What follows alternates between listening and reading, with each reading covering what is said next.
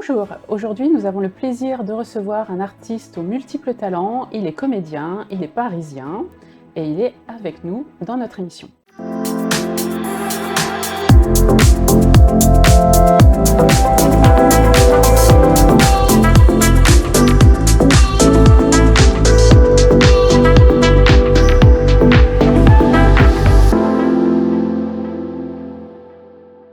Pierre Emrach, bonjour, bienvenue dans l'émission. Bonjour, comment ça va? Ça va et vous? Ça va très bien, merci. Merci d'avoir répondu à notre invitation. Alors on va parler de votre parcours aujourd'hui. Ouais. Est-ce que vous pouvez nous parler de votre départ, votre début dans le théâtre? Comment ça s'est passé? Oula, Oui, ça remonte. ça remonte. J'ai commencé très très jeune, j'ai commencé à 8 ans, D'accord. donc dans une école de théâtre et à l'école. Et j'ai très très vite compris le pouvoir que pouvait avoir la scène, justement, cette liberté d'expression, de pouvoir aller faire et rigoler les gens et en même temps de pouvoir aller chercher un petit peu les émotions. Donc depuis tout jeune, depuis tout petit, c'était inné chez vous. C'était vraiment, vous saviez ce que vous vouliez faire. Complètement, c'était un rêve de gamin de me dire, ok, là je suis bien sur scène, je veux en faire ma vie. D'accord. Alors qu'est-ce qui a enclenché le tournant dans la carrière? Comment ça a démarré? J'ai passé un bac, j'ai fait des études, je suis Oui. devenu assistant de production D'accord. pour une boîte qui s'appelle Macam Production. Donc j'ai bossé pour Fiori, Bruel, Saint-Pierre, Dombasle, Cabrel. Et le jour où on m'a proposé un CDI, je suis parti. Je suis parti parce que j'avais ce rêve d'enfant et je voulais absolument vivre, essayer du moins de toucher du bout des doigts, on va dire, ce rêve. Donc vous avez rencontré de nouveaux défis, des défis dans votre parcours. Comment ça s'est passé? Ah bah complètement, puisqu'au début, quand je suis redescendu, moi je suis redescendu à Perpignan, dans le sud, puisque Oui. j'ai grandi là-bas. Mhm. Et c'est important pour moi de revenir un petit peu aux sources. Et au début, je savais pas comment on écrivait un spectacle, j'avais jamais écrit mes textes. Donc au début, ça a été ça un petit peu qui a été compliqué, hein, justement de savoir vers où on veut aller, et ce qu'on veut faire et ce qu'on veut dire. Euh, combien de temps combien de temps il y a eu en fait par rapport à cette mise en place au niveau de tout ce que vous avez fait dans votre départ de carrière? La mise en place, elle a été quand même assez longue, Oui. parce qu'il y a eu un moment donné où je savais que je voulais pas uniquement faire rire les gens, et je savais que je voulais aborder des thèmes comme la famille, comme l'amour, comme la mort, comme la sexualité. Et j'avais des névroses à régler tout seul. Donc il fallait absolument, j'ai d'abord fait déjà un travail un peu avec un psychologue pour moi me sentir bien avec moi-même avant de pouvoir écrire parce que je voulais être franc bah, déjà avec moi pour être franc avec le public ensuite. Je dirais qu'il y a eu à peu près les premiers textes, j'ai commencé à les écrire en 2016 et le premier spectacle et les premières scènes réelles un petit peu sont arrivées début 2017. D'accord. Vous avez eu dans votre parcours la chance, l'opportunité de rencontrer Madame Blanc, qui est votre Exactement. productrice. Ouais. Vous pouvez nous en parler? Comment ça s'est mis en place? Bah, au début, j'ai travaillé qu'avec ma maman. D'accord. C'est-à-dire qu'au début, c'était vraiment une histoire de famille où mes parents sont Oui. devenus mes premiers producteurs. Et on est parti sur Avignon en 2018. Et j'ai eu la chance de rencontrer Brigitte Blanc sur Avignon. D'accord. Donc, au détour d'un spectacle où elle est venue me voir, on a enchaîné sur une discussion où elle me dit bah, ce que tu fais, c'est bien, ça va fonctionner 1 an, 2 ans en province, mais il manque cruellement des choses puisque c'était du personnage avec un noir de scène, c'est-à-dire la grand-mère catalane qui parle comme ça, qui critique tout le monde, à un espèce de frère jumeau totalement déluré, totalement loufoque. Mais il n'y avait pas d'histoire, il n'y avait pas de fond, il n'y avait pas de sensibilité, il n'y avait pas de fil rouge. Et Brigitte me dit, il faut aujourd'hui ramener ça dans un spectacle. Puis elle m'explique, elle est productrice, elle me dit, écoute, on travaillera jamais ensemble parce que ce que tu fais pour l'instant, pour moi, c'est de la merde et tu vas fonctionner en province, mais tu fonctionneras pas, tu feras pas une carrière avec ça. Et j'ai beaucoup aimé le retour. Et je lui ai D'accord. dit, ah, on va finir par bosser ensemble. C'est comme ça que ça s'est mis en C'est place et comme ça qu'elle que est ça s'est mis en devenue place. Ouais. votre agent. Mais en fait, elle est devenue, au début, on a vraiment collaboré par rapport à un travail d'écriture et de structure du spectacle. C'est-à-dire que moi, j'écris et Brigitte vient gérer derrière toute la structure et de façon à maintenir le public en haleine. Et c'est vraiment pour ça qu'on a collaboré ensemble. Et puis derrière, ben, quand on a cherché une boîte de production, elle m'a dit, écoute, j'en ai une, autant qu'on fasse tout ensemble d'un coup. Alors, en quoi vos valeurs communes ont-elles enrichi votre spectacle, le parcours, ce que vous faites ensemble? Je pense que ça a été une rencontre humaine, Oui. profondément humaine. Ouais. Et ce que j'ai aimé de mon point de vue chez Brigitte, ça a été justement le fait qu'on ait une différence d'âge qui est de quasiment 30 ans, si ce n'est plus, et que ce soit une femme. Moi, je suis D'accord. quelqu'un d'extrêmement sensible et cette sensibilité-là, justement, elle se ressent dans mes spectacles. Et je voulais absolument, et c'est là où on a matché avec Brigitte, c'est que nos idées, justement, par rapport à la société, par rapport à se lâcher prise et par rapport au pouvoir que peut avoir la scène sur les gens, c'est là où on a matché. Mm. Et c'est là où on s'est dit, bah, on y va ensemble et on va créer ensemble de façon à faire voyager au maximum les gens. Donc en fait, ça cible tout public Complètement. par rapport à l'âge. Complètement. Voilà. Nous, on n'a pas fixé une tranche d'âge.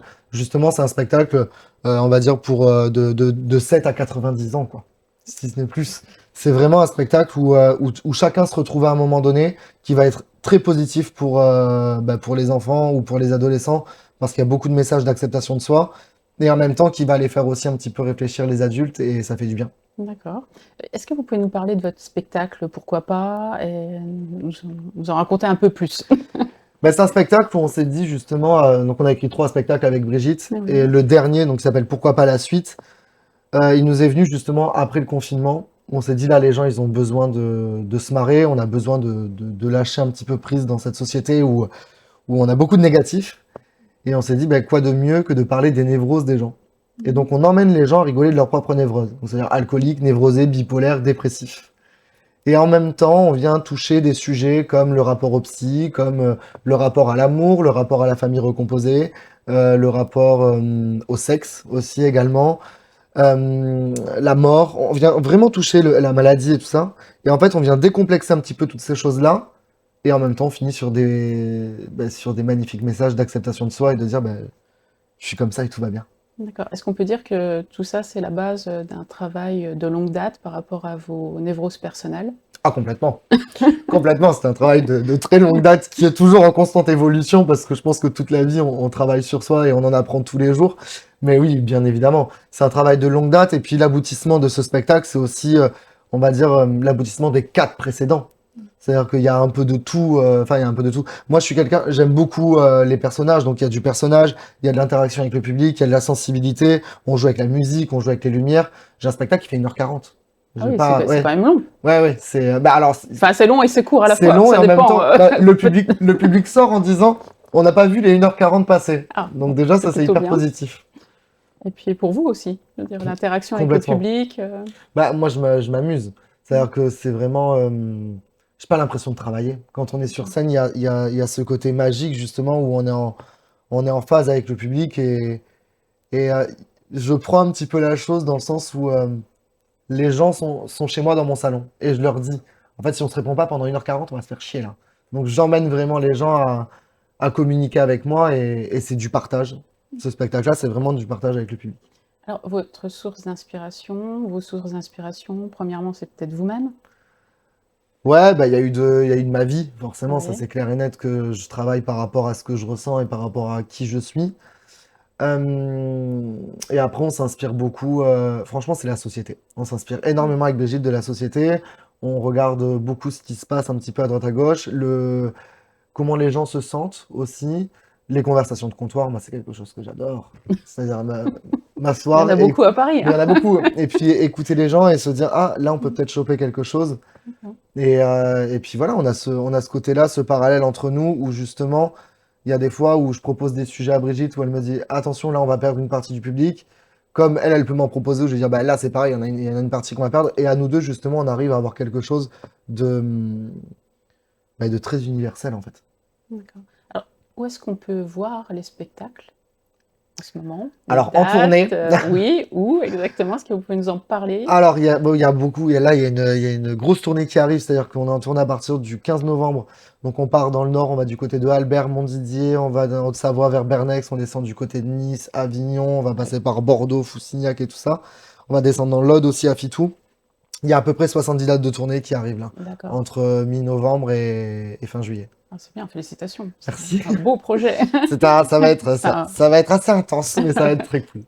Et on peut trouver toutes ces informations-là Où Partout exactement? sur les réseaux sociaux, vous tapez mon Oui, nom, Jérém Rache, oui. et vous allez tomber en tapant ça sur Google, vous allez tomber sur tous les sites de Donc réservation, Instagram, Instagram, TikTok, Facebook, TikTok, voilà. ouais, tout Et il ça. y a Ouais. un site internet aussi? Non, pour l'instant, il n'y a pas de site internet. D'accord, donc vraiment les réseaux sociaux, Ouais, on les vous réseaux sociaux, trouve, et puis ouais, après, je pense qu'il y a des billetteries qui sont vendues, exactement. Fnac ou des choses Il comme y a, ça. ouais, il y a des billetteries sur la Fnac, il y a enfin, tous les points de vente D'accord, habituels, billets réducs et tout ça, quoi. d'accord, merci. Bah, c'est important de le savoir. Exactement, on est bien d'accord. Et concernant en fait votre évolution de carrière, est-ce que vous avez des projets après cette tournée? Vous Ouais, avez alors il y a eu, d'autres... bah là, il y a eu effectivement, il y a la tournée avec Pourquoi pas, donc Oui, qui est là, et en même temps, on est sur un autre projet qui vient de sortir, qui est sorti en septembre. Avec Brigitte, on s'est dit, soyons fous, continuons, et on a écrit une comédie satirique d'accord, qui s'appelle Panique sur la Hotline. d'accord. Donc c'est deux écouteurs bloqués dans un centre d'appel la nuit du 31 décembre. Voilà, donc c'est très connoté. On nous a dit plusieurs fois là sur les premières qu'on a jouées, ah c'est connoté Père Noël est une ordure. Effectivement, mais C'est c'est vrai du que je viens d'y remastering. penser. J'ai rien dit, Voilà, mais... ouais, ça y fait penser. Et on s'est vraiment amusé et c'était aussi l'occasion pour nous justement de parler encore une fois de santé mentale. D'accord. Quel message vous pourriez transmettre à votre public et quel message vous souhaitez transmettre à votre public aujourd'hui pendant l'émission? Moi, c'est beaucoup de messages d'acceptation de soi. C'est-à-dire D'accord, que dans la vie aujourd'hui, on se compare beaucoup aux autres. On, on fait très attention au paraître. On est souvent en mode un petit peu poker face avec un masque. Et souvent, on se plaint et on se dit, mais pourquoi lui il a ça, pourquoi moi je suis comme ça? Et en fait, il faut arrêter de se demander pourquoi. Parce que la vie, elle est beaucoup plus belle quand on a un petit peu de folie et quand on se dit pourquoi pas. d'accord, merci. Eh ben, c'était le mot de la fin. Merci Jérém Rache d'avoir accepté notre invitation et au Merci pour plaisir de l'invitation en tout vous cas. revoir prochainement. Avec grand plaisir. Merci beaucoup pour l'invitation. Beaucoup de succès pour vos spectacles. Je prends. Merci Merci. beaucoup. On a eu le plaisir de recevoir l'artiste Jérém Rache sur le plateau. N'hésitez pas à poser toutes vos questions dans le fil de l'actualité, à nous suivre sur les différents réseaux sociaux et à très vite. Merci.